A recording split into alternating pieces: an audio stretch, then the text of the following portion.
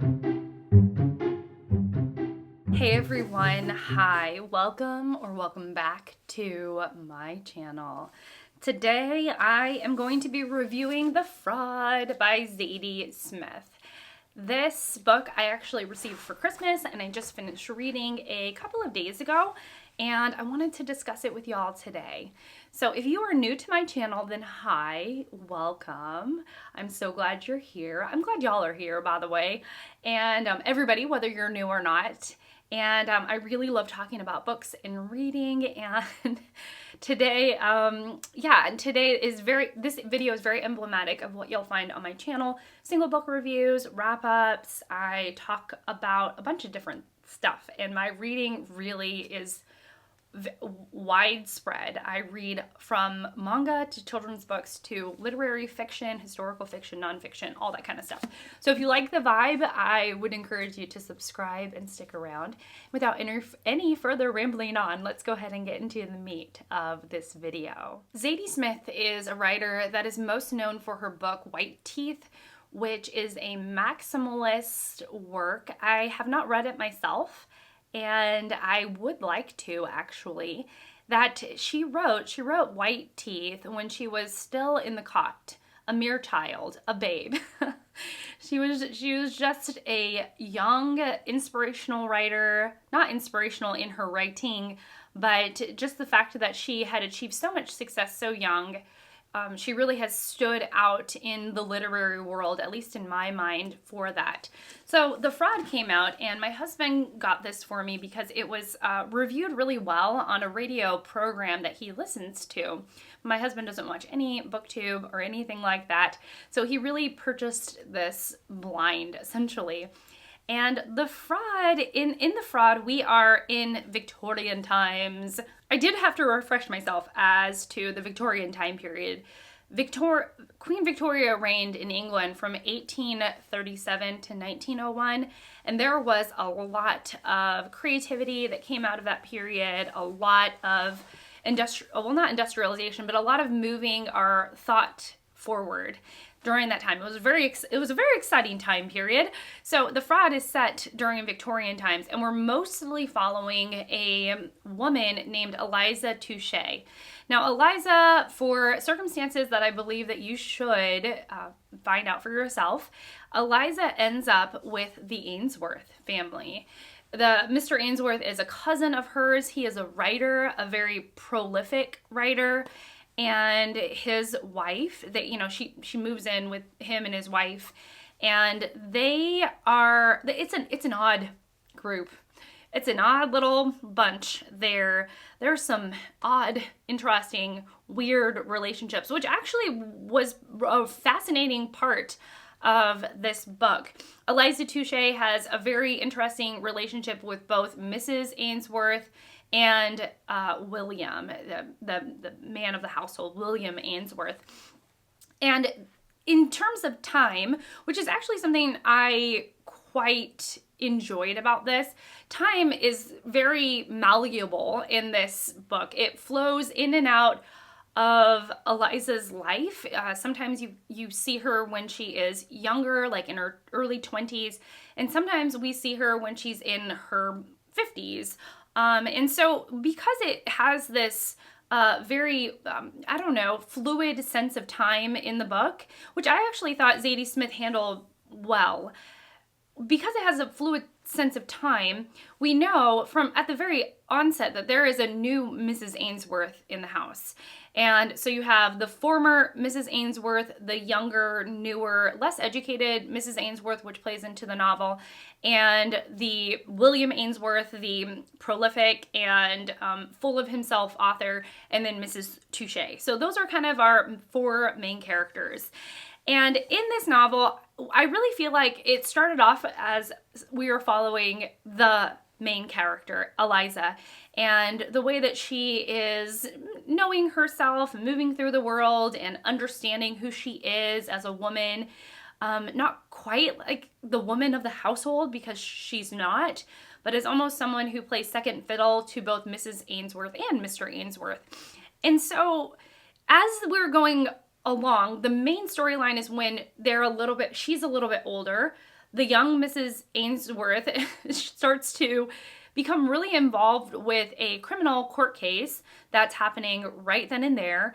And it's whether or not a man is a fraud, whether he is somebody who actually is supposed to be getting a inheritance and a very prestigious title, or if he is just a fraudulent character posing as someone who should be getting an inheritance and a prestigious title.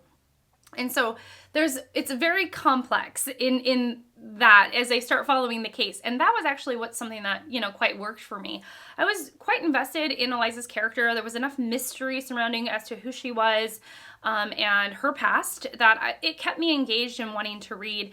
I felt that Mr. Ainsworth was an insufferable writer. We get little nuggets of other writers in here, primarily Charles Dickens is a prominent character. Well, not prominent. He's definitely a side character that gets mentioned quite often.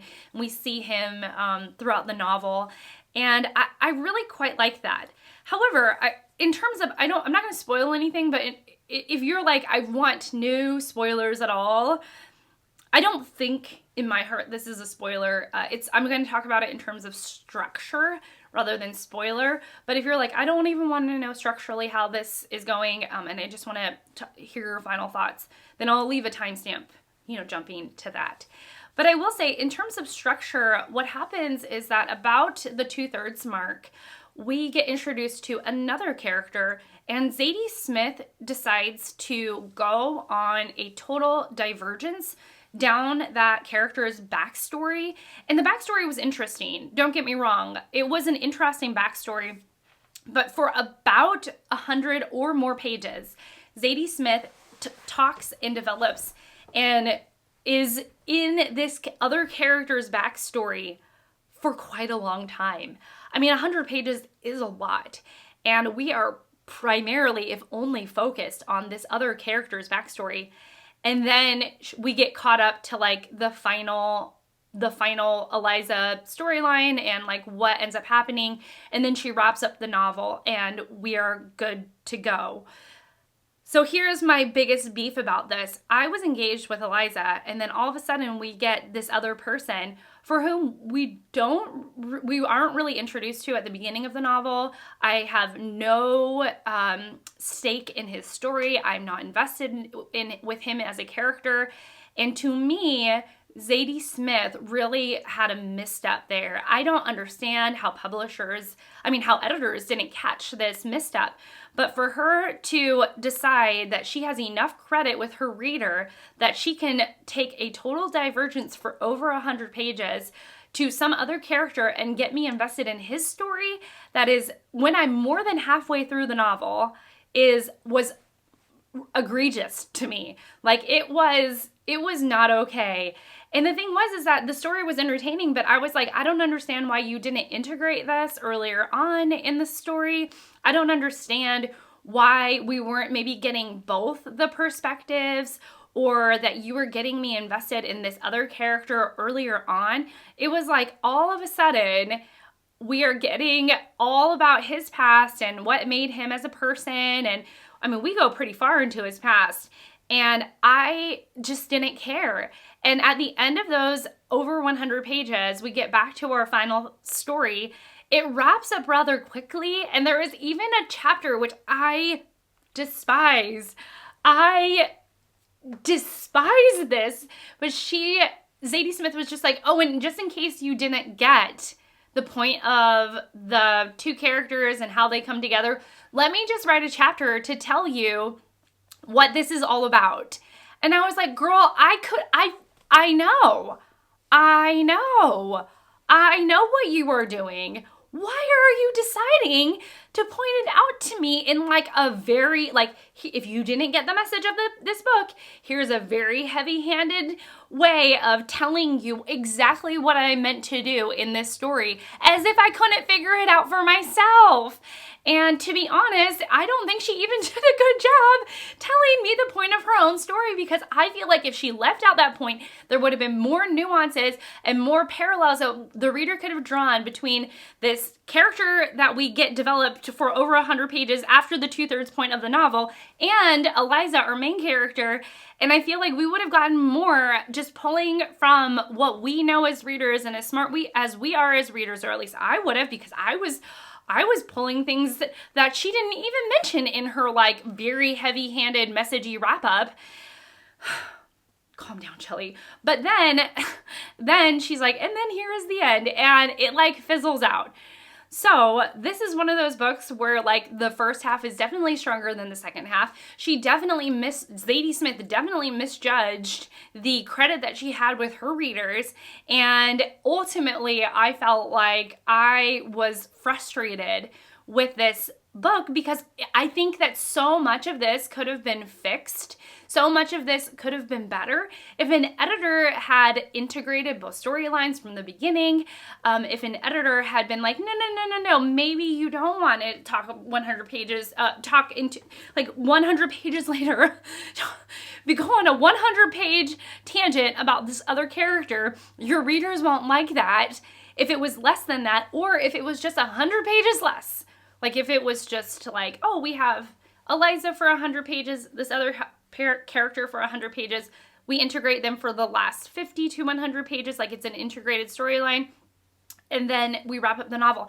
Structurally, this was all over the place, and I was sorely disappointed with this book. Now, if you love this book, I should have probably said this at the beginning, but I'm going to say it now. If you love this book, please continue to love this book.